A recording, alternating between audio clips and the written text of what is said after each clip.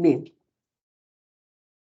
entonces, cuando quieran, ustedes me dicen y damos por inicio a la práctica. Hoy día nos Sí, toca, sí, hoy día nos toca lo relacionado a lo que es manejo del segundo periodo del parto, atención del expulsivo y complicaciones. Sí, sí, sigamos. sí, doctora, buenos días. Quería preguntarle si desea que primero se haga la revisión del tema o el caso clínico. Pienso que la revisión del tema para que con los conocimientos de lo que es este tema, el caso clínico sea más fluido. Está bien, doctora. ¿Sí? Entonces yo voy a empezar con la parte del manejo del segundo periodo del parto, Sí, bueno, la atención del muy expulsivo bien, y las sigamos. complicaciones, ¿no? Eh, los que van a presentar, pues, soy yo de Almeida Reategui y mi compañero Damián Millones. Ya, Y bueno, un parto autóxico está dividido pues en tres periodos, ¿no? El periodo de dilatación, el periodo expulsivo, que es el que vamos a tratar ahora, y el periodo de alumbramiento, que es la salida ya de la placenta. En cuanto al periodo expulsivo, tenemos este se va a componer a su vez en dos fases, ¿no? La fase pasiva, cuando la madre eh, todavía no está pujando, y la fase activa, ¿no? Cuando ella ya realiza los pujos, ¿no? Con cada contracción. Y bueno, vamos a definir como tal, ¿no? Al periodo expulsivo como el inicio desde la dilatación completa del cérvix, eh, que es en unos 10 centímetros hasta la salida del feto, ¿no? Del producto. Y bueno, esta es una imagen, o sea, de cómo la cabeza también va a ir encajándose, ¿no? Hasta que aquí aproximadamente en los 10 centímetros, pues la cabeza ya va a estar ubicada y bueno, ya estaríamos empezando la parte, ¿no? Del trabajo de parto, en el periodo expulsivo. Y bueno, ¿y cuándo podemos llamar que es un periodo expulsivo prolongado, ¿no? En el caso de madres nulíparas que, o sea, que no han tenido un hijo antes, según bibliografía, pues mencionan que a las 2 horas es cuando no tiene anestesia regional y a las 3 horas cuando ya tiene anestesia regional, ¿no? O sea, después de ese periodo, ya es considerado un periodo de parto expulsivo prolongado, ¿no? Y ya se está evaluando el cambio el cambio de tratamiento por una cesárea. Y en el caso de una multípara, pues este tiempo es de 2 horas cuando tiene anestesia regional y 1 hora de 2 horas cuando no tiene anestesia regional y 1 hora cuando sí tiene. ¿cómo? Bueno, eso en cuanto a la teoría, aunque en la práctica estos tiempos en realidad actualmente se han visto más reducidos, ¿no? Y bueno, estos son unos cuadros, o sea, en el que se esquematiza por ejemplo, la posición de la cabeza fetal, ¿no? En cuanto a las horas, ¿no? Del labor de parto y pues a la dilatación del cérvix. Podemos ver que todo esto es el primer periodo, mientras que este periodo chiquitito es ya el periodo expulsivo, ¿no? Como podemos ver aquí, una vez que se llega al pico máximo de 10 centímetros, pues el parto ya es en sí es bastante más rápido, ¿no? E igual aquí, en este gráfico, pues se comparan de acuerdo al número de hijos, ¿no? De aquí de una nulípara, cómo se puede prolongar más el tiempo en comparación de una multípara, ¿no? Que donde la variación no es tanta, ¿no? Entre uno o dos o más de dos hijos. Y bueno, entonces, ¿cómo debemos empezar el manejo este, de un periodo de expulsión? Pues es importante adecuarnos, ¿no? Adecuar el ambiente. Para esto es importante pues tener la vestimenta apropiada para la intervención, ¿no? Nos referimos a tanto chaqueta como pantalón, un mandilón, mascarilla, gorros, guantes estériles, Y por supuesto tener todos los materiales preparados, ¿no? Tener un campo preparado, ¿no? También, bueno, los instrumentos, tenerlos listos, el campo operatorio, pues esto eh, va a, va a incluir varias cosas, ¿no? Como tener a la madre en la posición adecuada. En la que se suele usar más, pues es la posición en litotomía, no sé si llegan a ver aquí, que es la que solemos ver en los centros, ¿no? En las salas de parto, aunque cada vez están promoviendo y utilizando más el uso de otros tipos de posiciones, de posturas en las que la madre también se sienta cómoda. Pero por lo general la más usada es la posición en litotomía, ¿no? Bueno, también en este periodo de preparación del campo operatorio, pues también se realiza la antisepsia, ¿no? En el área en el que vamos a intervenir. Eh, También es importante verificar si la madre ha miccionado, porque, bueno, esto podría dificultar el parto si es que pues aún no ha evacuado la vejiga, ¿no? Y si no lo ha hecho, pues se procede a la colocación de una sonda vesical. Ah, y bueno, después de haber esto de si se pone la sonda o si se realiza la limpieza la antisepsia de la zona, pues también es importante el cambio de guantes, ¿no? Y, eh, y ahí ya colocar los campos estériles sobre la madre, ¿no? Que aquí no se ve, pero sobre sus piernas, pues también se colocan, ¿no? Eh, ya, y bueno, y tras esto es importante también volver a verificar el diagnóstico, o sea, de que pues básicamente de que el cervix está, pues como dicen, en su dilatación máxima, ¿no? Se tiene que verificar la dilatación del cervix, el estado de las membranas, la altura de presentación, la posición, o sea, otra vez realizar esa parte del examen, ¿no? Y pues también, cada cierto tiempo realizar el monitoreo de la frecuencia cardíaca fetal, ¿no? Para asegurarnos de que todo vaya bien. Y esto, bueno, una vez que comienza este periodo de expulsión, ¿no? La madre ya está este, con las contracciones, con los pujos.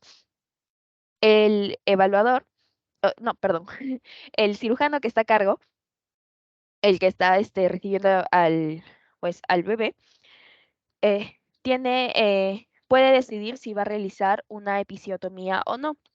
Bueno, esto lo conocemos como el cortecito, ¿no? Que se va a hacer a nivel del perineo, ¿no? Esta es una maniobra restrictiva, es decir, que no se va a realizar de manera sistemática a todas las pacientes. Esto únicamente se va a realizar cuando se comprueba de que en el caso particular de esta paciente se corre el riesgo de que vaya a haber un desgarro, ¿no? Por la tensión que va a tener el canal blando, se refiere pues al perineo, ¿no?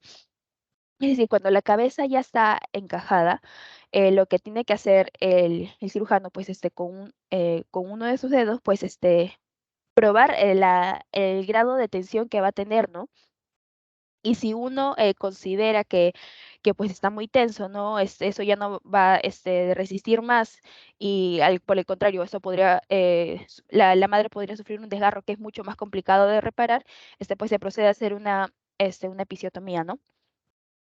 Eh, que básicamente pues su objetivo es aumentar el tamaño del canal y pues también el acelerar, ¿no? El proceso de la salida de la cabeza del feto. Y bueno, tenemos dos tipos de episiotomías, ¿no? La mediolateral y la mediana. Y aunque la mediana, que es esta de aquí, podría verse más estética, ya que no, la cicatriz que va a dejar, pues va a ser un poco más anatómica visualmente. Esta, pues los estudios que comparan, ¿no? Ambos tipos de episiotomía, pues demuestran que en realidad mayor eficacia tiene la media lateral, por lo que es esta la que se recomienda hacer siempre si es que se va a realizar ese tipo de intervención, ¿no? A pesar de que esta sea la que sangre más y la que cause más dolor, ¿no?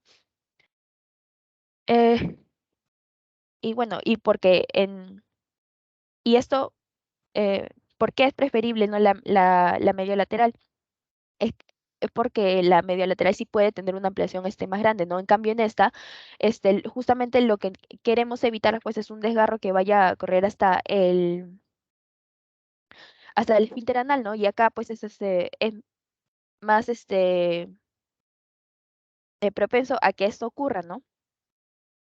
Aquí tenemos ay, entonces debe estar más adelante, ¿no? Los grados de desgarro. Entonces más adelante lo vamos a ver. Bueno, también tenemos que conocer qué es lo que es el término de coronación. A la coronación lo conocemos ya cuando la cabeza fetal está se extiende, ¿no? Por la fuerza hacia la salida vaginal. Y es aquí donde se va a realizar la maniobra de Ritgen, que es justamente lo que se está realizando en esta foto, ¿no? Como podemos ver, una de las manos del cirujano están, están ejerciendo presión sobre el mentón del feto, ¿no? A través del perineo. Y con la otra mano, pues también ejerce presión, ¿no? En el occipucio de su cabecita, ¿no? Y esto es el objetivo de esta maniobra es pues controlar la salida de la cabeza fetal para proteger el perineo, ¿no? Es decir, que no salga todo tan rápido, no mantener una posición medial para que eh, para prevenir desgarros, ¿no? Y bueno, y es aquí, una vez que ya va saliendo la cabeza, lo que se tiene que hacer es pues revisar el cuello, ¿no? Cómo está el cordón umbilical, porque muchas veces pues llega alrededor del cuellito, ¿no? Del bebé. Y si este no está muy ajustado, no tiene una sola vuelta, máximo dos, se procede solo a soltarla, ¿no? Pero si en el caso del bebé, pues llega estrangulado, no está muy ajustado, muchas vueltas en su cuellito, pues lo que corresponde hacer es pues clampar y cortar en ese momento, ¿no? Y bueno, algo que también quería mencionar es la maniobra de Chris Teller, que, bueno, no encontré una fotito de esto, pero básicamente es la ejerción, ya sea con el puño o con la palma, de la presión del fondo uterino, ¿no? Para fortalecer las contracciones. Y esto, bueno, lo pongo con una línea por debajo,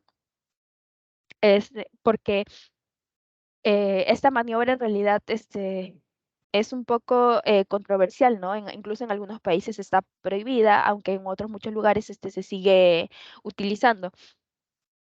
Ya que puede traer más complicaciones que las de beneficios, ¿no? Y bueno, no estoy segura si esto entra como parte del periodo expulsivo, pero también lo incluí, ¿no? Que es el clampaje tardío que se suele hacer de manera rutinaria, ¿no? Que básicamente es el pinzamiento oportuno, es decir, se busca retrasar aproximadamente 2 a 3 minutos el corte, ¿no? Del cordón umbilical para permitir que porque esto significa, ¿no? Que este cordón umbilical pues se va a seguir transfiriendo sangre a, pues al bebito, ¿no? Entonces se dice que este periodo, clampaje tardío, pues serviría de mucho a los bebés recién nacidos, ¿no? Y que esto podría reflejarse eh, a largo plazo, ¿no? En ellos. Pero eso no se puede hacer, por supuesto, si hay algún tipo de complicación. En ese caso, pues se tiene que retirar y llevar directamente a observaciones. Y bueno, y lo que se suele hacer, ¿no? Es dejarlo sobre el vientre de la madre, para que para que se tenga esa conexión, ¿no? Madre-bebé. Y bueno, ¿cuáles son las complicaciones que pueden ocurrir en este periodo expulsivo, ¿no? Tenemos las hemorragias, los desgarros, hematomas, edemas, infecciones dehiscencia en el caso de los puntos que se vayan a realizar sobre la episiotomía. Y estos son los desgarros que pueden, una clasificación que muestra los grados de desgarro de la episiotomía, del área perineal, ¿no? Grado uno cuando solo incluye es más superficial y la mucosa de la vagina hasta piel del perineo, ¿no? El grado 2 ya afecta el músculo del área perineal, pero no llega a tocar el esfínter, ¿no? El grado 3 ya toca esfínter y el grado 4 ya hasta la mucosa rectal. ¿Y cuál es lo trascendental de esto? Pues que grado 3 y 4 puede dejar secuelada, ¿no? Incluso la madre, ¿no? Dejándola con incontinencia fecal. Eh, y bueno, también cómo se puede clasificar cómo se puede evaluar una hemorragia cuando la madre ha tenido una pérdida mayor a 500 mililitros. Ya se tiene que comenzar a buscar, ¿no? Si es que no hay un desgarro cervical o vaginal que escapa a simple vista, ¿no? Eh, una vez que se encuentra, pues utilizar la oxitocina para reducir el sangrado, ¿no? También quizás estos que se ven un poco, no, quizás no al instante, ¿no? Que es el dolor, la secreción, el edema y la fiebre, pues son signos de infección, ¿no? En el caso de una episiotomía. Am, Aquí tenemos los tratamientos, ¿no? En el caso cuando se realiza este tipo de intervención, ¿no? La episiotomía, a pesar de realizar un corte y de suturarlo, no se da antibióticos de manera sistemática, ¿no? Se le da únicamente cuando hay signos de infección.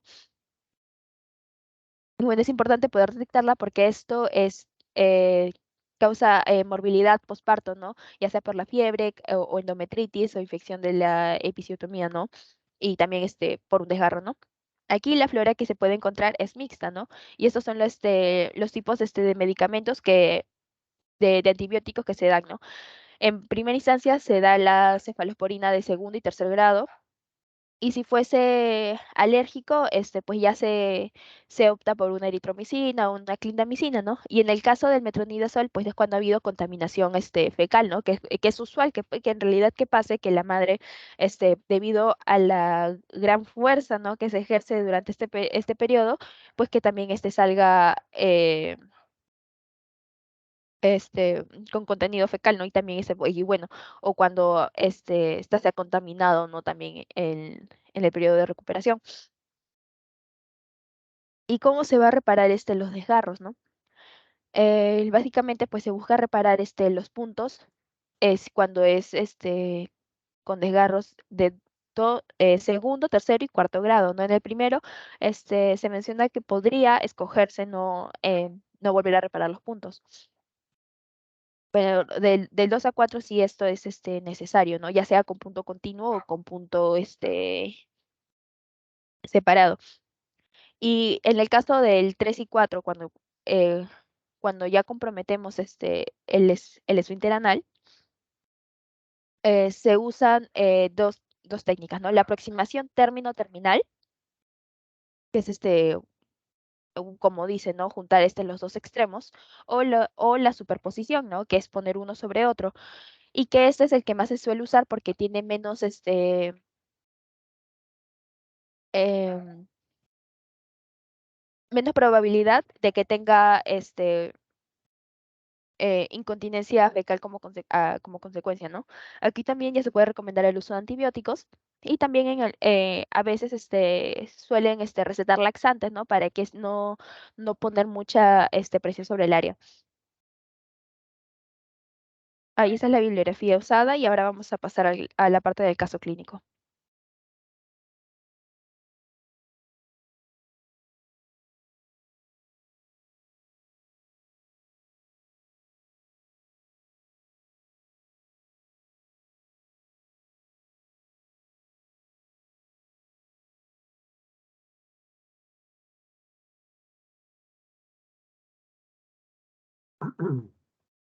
Buenos días, doctora, buenos días, compañero, buenos días. Bueno, en esta ocasión vamos a hablar sobre el caso clínico,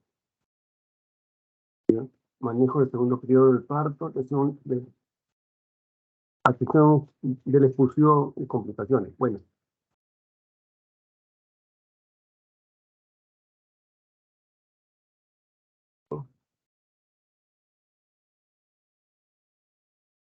ah,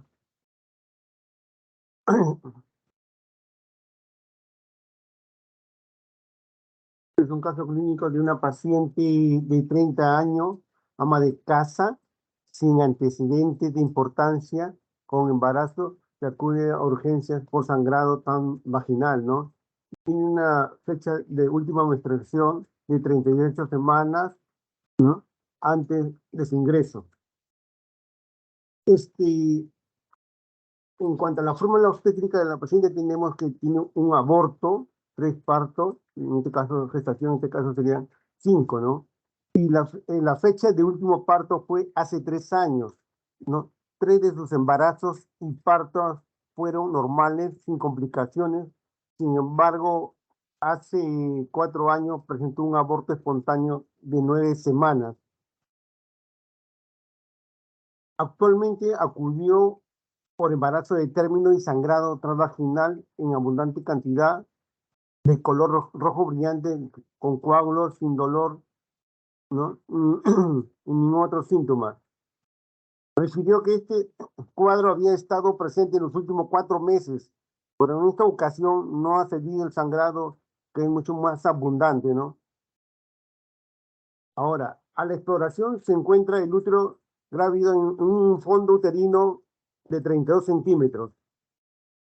Arriba de la sínfisis pubiana, el producto se encontraba vivo en sus secciones transversa con foco fetal audible de 140 latidos por minuto, rítmico y de buena intensidad.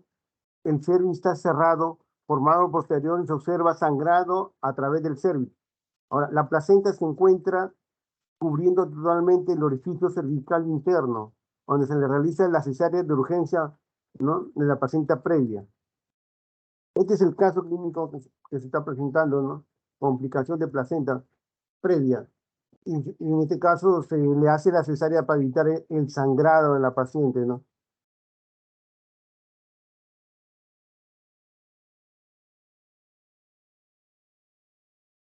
Eso es todo, doctora, en este caso, porque en estos casos, bueno, son cortos. Bueno, yo pienso de que esto es más o menos un caso de hemorragia de la segunda mitad del embarazo.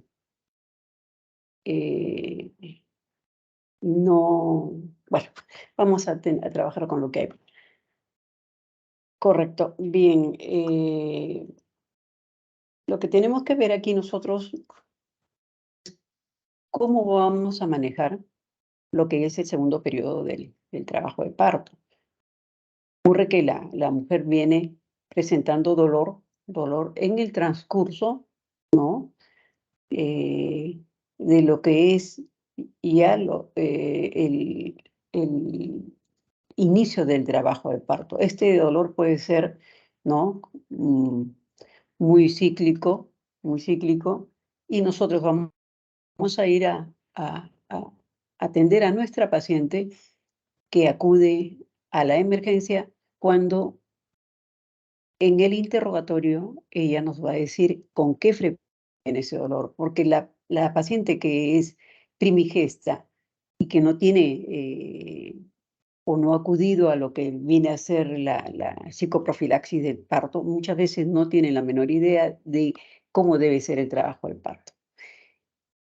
Algunas veces la paciente tiene contacto muy cercano con la familia o ha visto cómo podría ser el trabajo de parto, cuánto debe durar o qué sé yo. Pero cuando ya vive ese momento, a veces no hay una conciencia clara de esto. Por lo que se le dice a la paciente, ya en el punto de que está con nosotros en la emergencia, qué es lo que vamos a sentir o qué es lo que para nosotros podría servirnos como un índice de que las cosas están cambiando dentro de lo que es la fisiología del parto, si verdaderamente está iniciando trabajo de parto o simplemente son contracciones que son preparatorias, que no son aquellas que son verdadera de labor. Entonces, la primera pregunta que le haríamos a la paciente tendría que estar relacionada con qué cosa. A ver, una intervención. ¿Podría ser, doctora, la intensidad de las contracciones, la cantidad? Sí, claro. lo primero que le preguntamos a la señora, ¿con qué o cuánto tiempo dura entre una y otra contracción? ¿Cuánto tiempo sería el importante para nosotros pensar que está en labor de parto?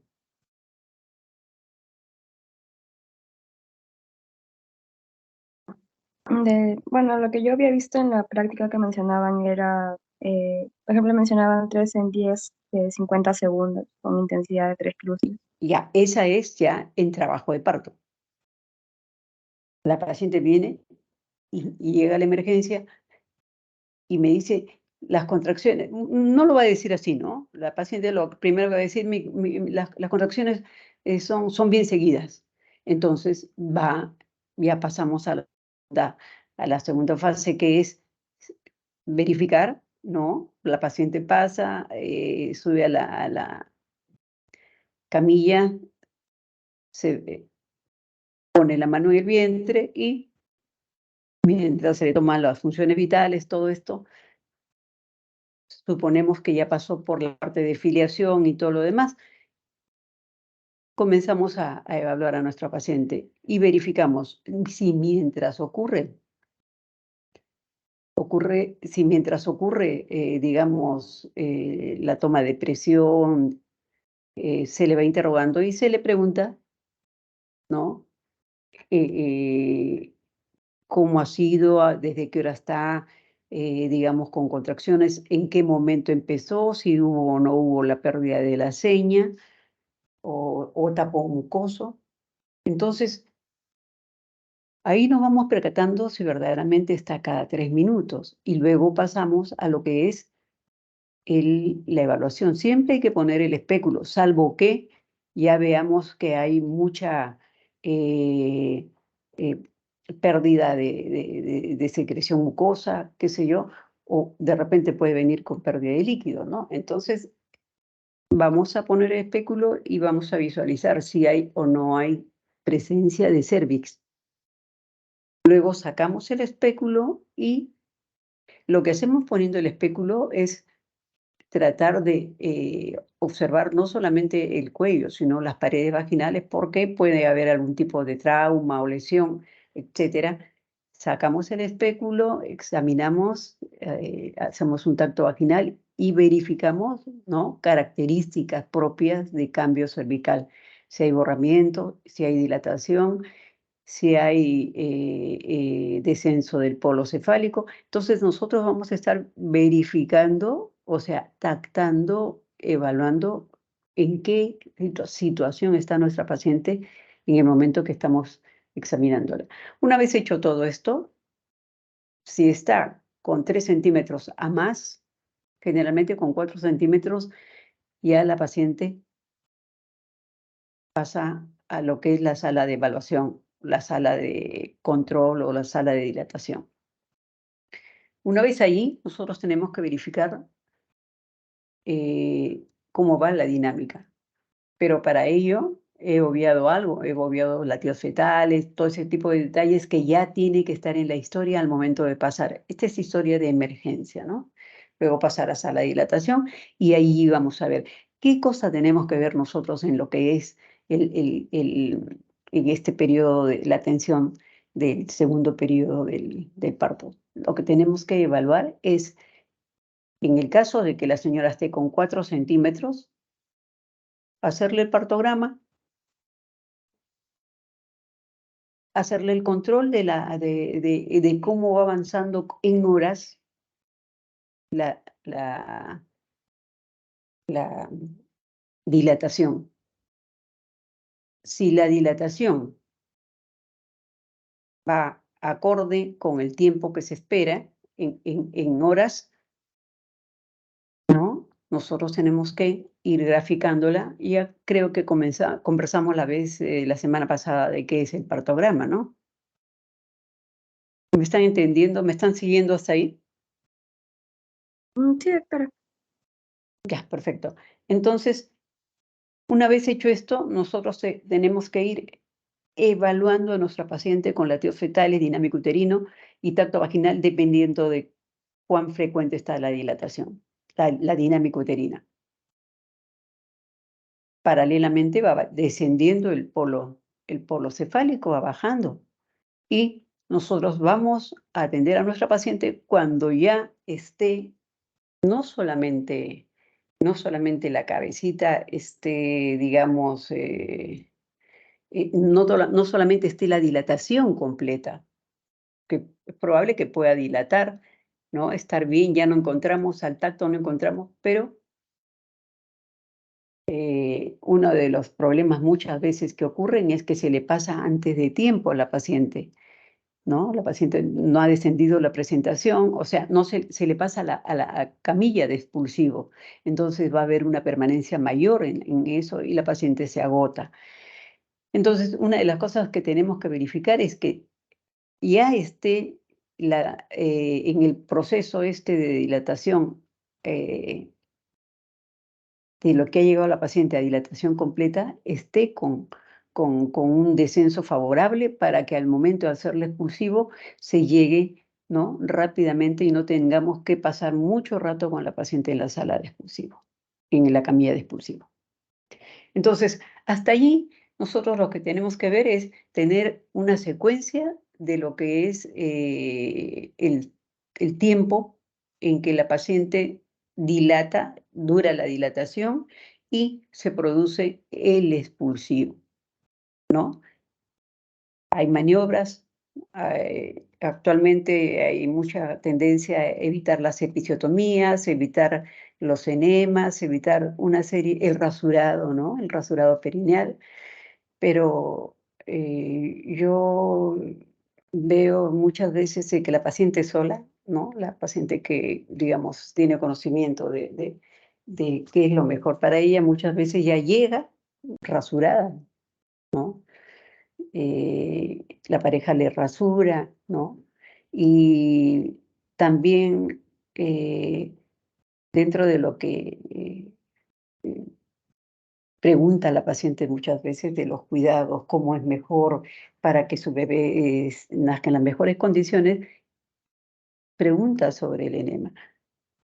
En el pasado hubieron problemas con el enema en relación a las pacientes, entonces por eso es que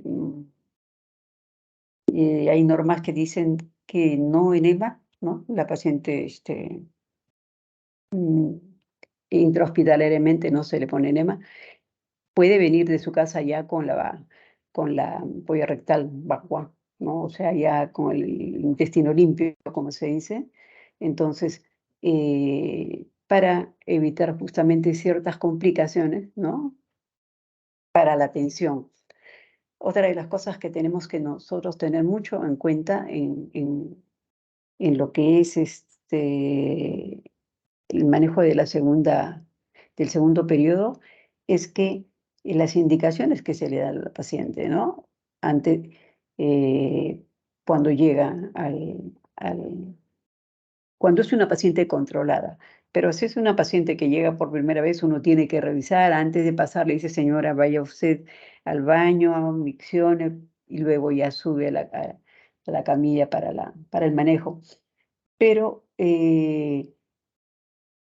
dentro de los problemas que podríamos tener, y ya les mencioné uno de ellos, ustedes también, tu compañera ya mencionó, tenemos que ver que la preparación, ¿no? La preparación, el hecho de que pase muy pronto a la sala de expulsivo, la paciente se agota, ¿no? Y dentro de las complicaciones que ya también ha mencionado, muchas veces al momento de suturar los desgarros, cuando es un desgarro de tercero y cuarto y no se hace un buen afronte, que ya he mencionado ya las formas de hacerlas, es el problema mayor, es la aparición de las fístulas, que son muy complicadas en su manejo y requieren intervención posterior para cerrar la fístula. Ahora, ¿qué pasa cuando tienen un desgarro de de segundo y de tercero y cuarto grado? Lo que se debe hacer es observar a la paciente, cubrirla con antibiótico, ver el tipo de dieta que se le va a dar. Generalmente, cuando hay este tipo de problema, se le da las 24 horas siguientes una dieta líquida, amplia, ¿no? Luego se le da una dieta blanda, va manejándose en cuanto a la dieta. La higiene, básicamente la higiene, el cuidado del área comprometida y verificar pues que cuando se termina de hacer la sutura, ¿no? Se hace un tacto rectal, ¿no? Y se le dice a la paciente que presione, abra y cierre lo que vendría a ser el esfínter para ver la integridad de este en el caso de que sean desgarros de tercero y cuarto grado durante lo que es la tensión del expulsivo. Entonces, con este tipo de maniobras nosotros vamos a poder tener un resultado favorable para la paciente a pesar, ¿no? A pesar de esto. Ahora, ¿por qué ocurren este tipo de problemas? A ver, una intervención. ¿A qué se deberían este tipo de problemas?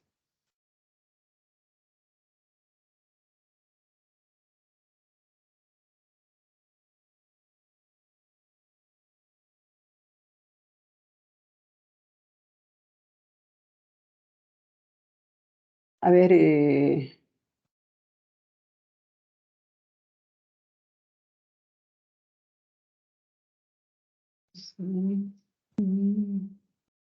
Anef,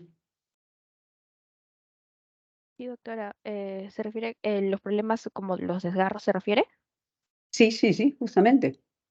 Bueno, es que justamente cuando la cabeza está coronada, está saliendo, la presión que ejerce pues sobre todo el periné, sobre el canal vaginal, es tan grande este,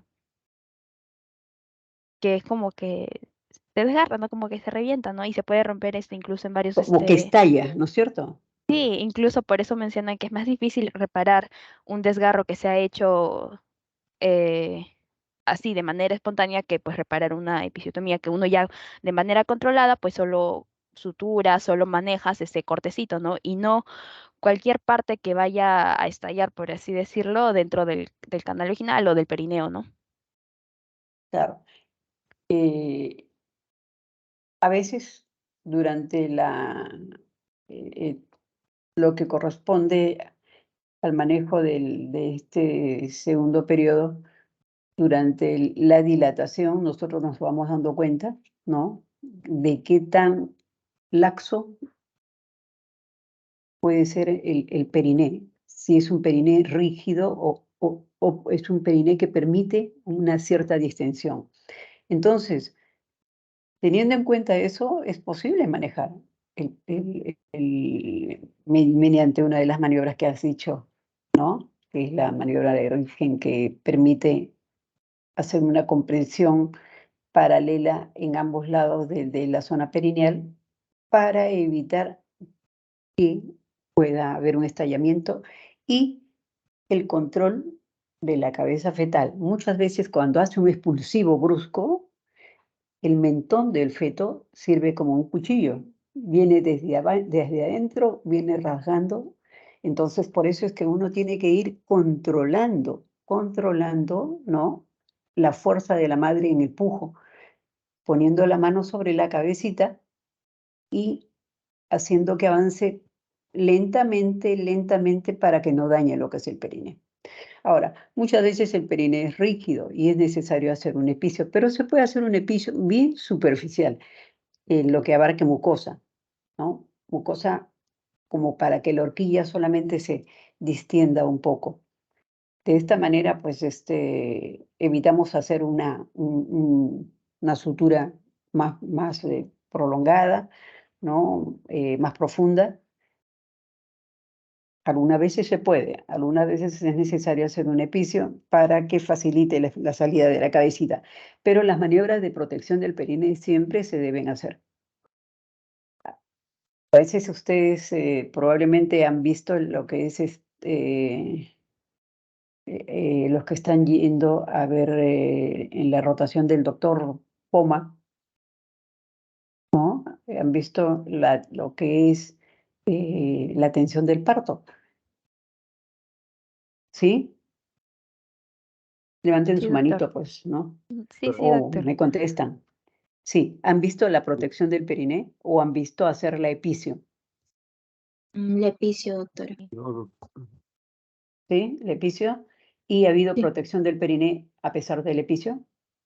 Sí, sí, doctora. Sí, Sí, doctora. tiene que hacerse la protección del periné. Por la misma razón, ¿no? A veces hay una presión de la madre en forma desesperada con el pujo y esto hace que sea un expulsivo hasta precipitado. Entonces, si uno no protege este desgarro, va a comprometer lo que viene a ser el periné. Ahora, ¿qué, qué tipo de epicio es la que da más complicaciones también? La medial, doctora. La mediana, la mediana. ¿Y cuál es la más complicada de suturar?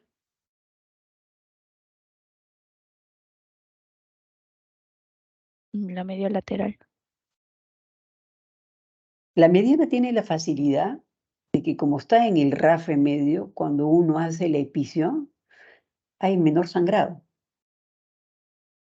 Pero las complicaciones, si no hay una buena compresión de la zona perineal, el problema que genera va a ser justamente los desgarros. Entonces, dentro de lo que es la práctica, nosotros hacemos la medio lateral derecha, ¿no? Que es la más frecuente y se va a empezar, digamos, primero observando. Ah, ¿ustedes han visto cómo reparan la epicio?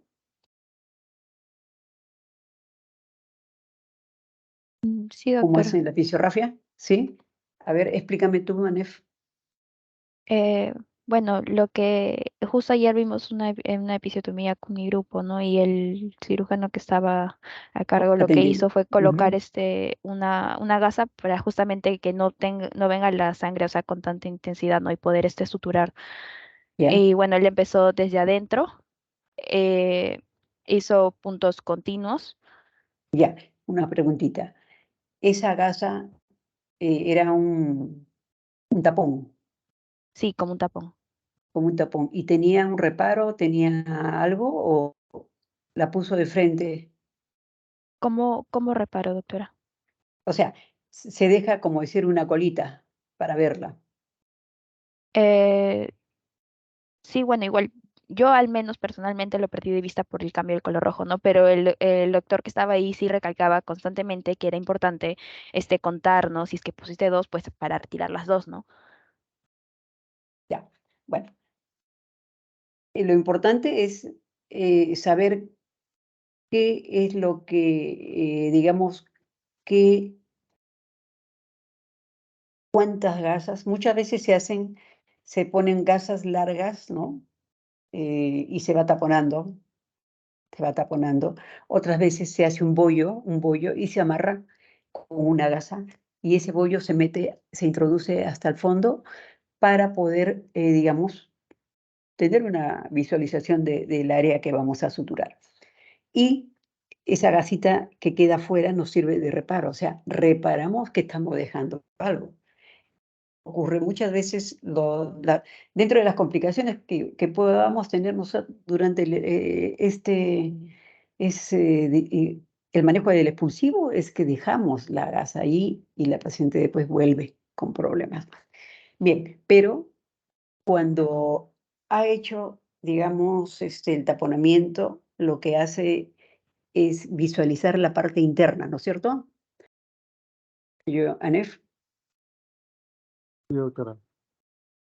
o Luis.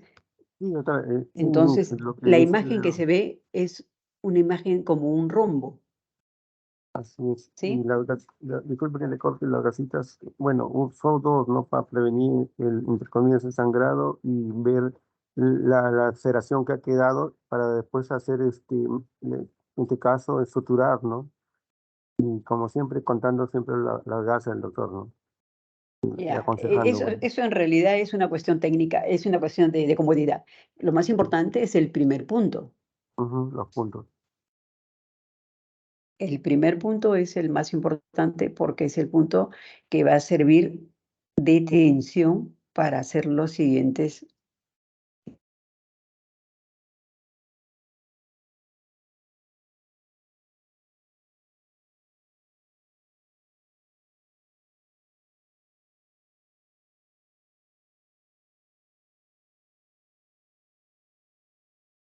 Anef, Sí, doctora, no escuché la pregunta que preguntó.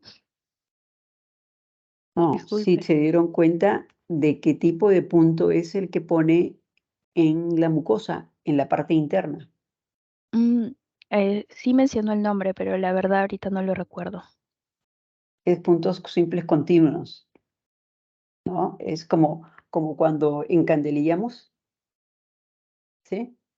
No sé si sabes algo de costura. Sí, doctor. Bueno, y se llega hasta la horquilla y la horquilla se cierra, ¿no? Y después se empieza a reparar ya lo que viene a corresponder a la piel. Y los órganos comprometidos hay que repararlos de la parte interna hasta afuera y ahí terminar con puntos de piel.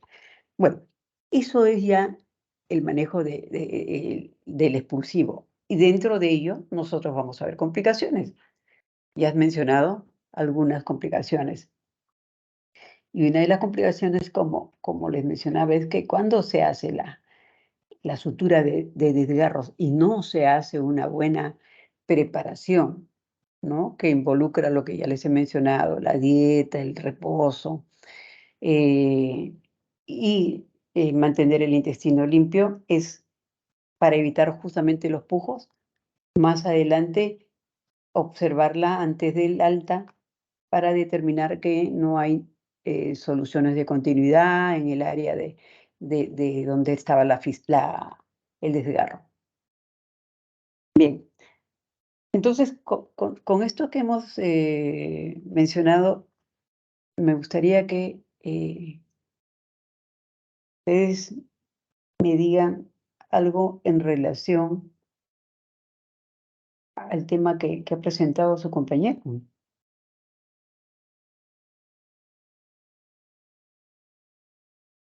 ¿Qué tendrían que decir con relación al caso clínico? Acuérdense que yo y todos nosotros, la única forma mejor de evaluarlos es mediante sus intervenciones. No necesariamente tiene que estar bien o de lo mejor, pero con que muestren la inquietud, porque ustedes deben haber leído en relación a lo que estamos viendo del tema, ¿no? Porque ustedes han escuchado el tema que ha presentado su compañero.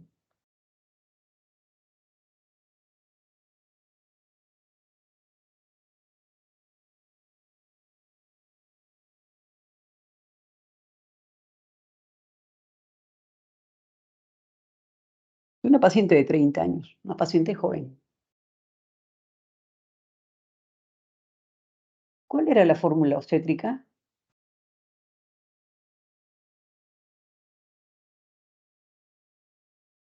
Melissa.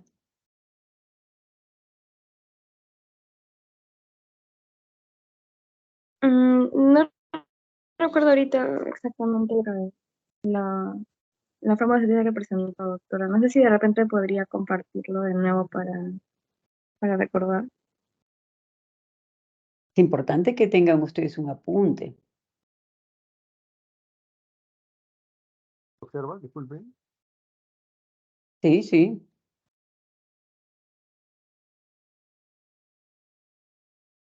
Ya. Entonces, en el caso de la paciente, 35, No, este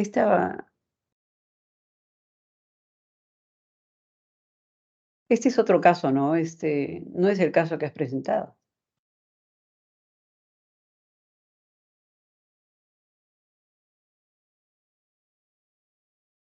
38 semanas, ya. ¿Qué más dijiste? ¿Grávida qué?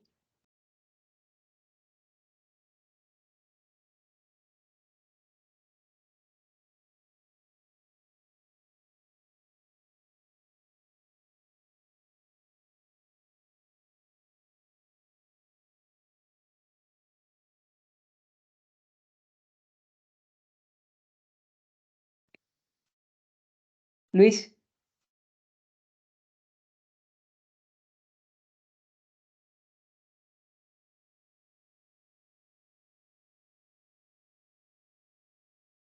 grávida 5, partos 3, abortos 1.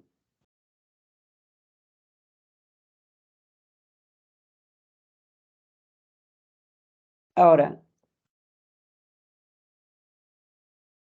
este ejemplo es de la paciente, el ejemplo que has puesto aquí, Víctor.